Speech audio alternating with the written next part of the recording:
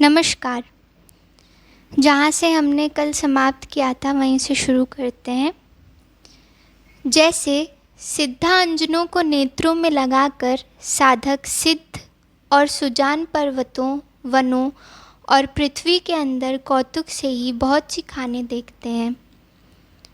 गुरुपद रज मृदु मंजुल अंजन नयन अमी दिग दोष विभंजन तेहि करी बिमल विवेक बिलोचन करनऊ राम चरित भवमोचन। इसका अर्थ है, श्री गुरु महाराज के चरणों की रज कोमल और सुंदर नयनामृत अंजन है, जो नेत्रों के दोषों का नाश करने वाला है।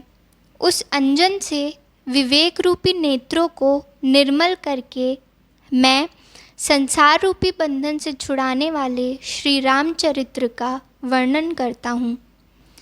बंदौ प्रथम महीसुर चरना मोह जनित संशय सब हरना सुजन समाज सकल गुण खानी करऊँ प्रणाम सप्रेम सुबानी। पहले पृथ्वी के देवता ब्राह्मणों के चरणों की वंदना करता हूँ, जो अज्ञान से उत्पन्न सब संदेहों को हरने वाले हैं। फिर सब गुणों की खान संत समाज को प्रेम सहित सुंदर वाणी से प्रणाम करता हूँ। साधु चरित शुभ चरित कपासु निरस बिसद गुणमय फल जासु जो सही दुख पर छिद्र दुरावा बंदनीय जहि जग जस पावा। संतों का चरित्र कपास के चरित्र के समान शुभ है, जिसका फल नीरस विशद और गुणमय है। कपास की डोडी नीरस होती है, संत चरित्र में भी विषयासक्ति नहीं है, इससे वह भी नीरस है। कपास उज्ज्वल होता है, संत का हृदय भी अज्ञान और पाप रूपी अंधकार से रहित होता है, इसलिए वह विशद है। और कपास में गुण तंतु होते हैं। इसी प्रकार संत का चरित्र भी सद्गुणों का भंडार होता है, इसलिए वह गुणमय है।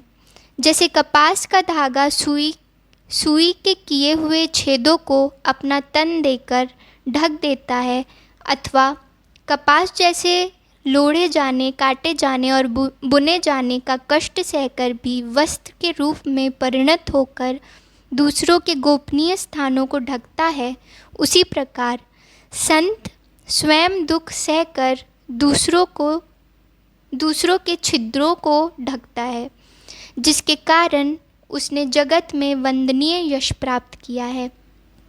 मंगल में संत समाजू जो जग जंगम तीरथ राजू राम भक्ति जहाँ सुर सरी धारा सरसई ब्रह्म विचार प्रचारा।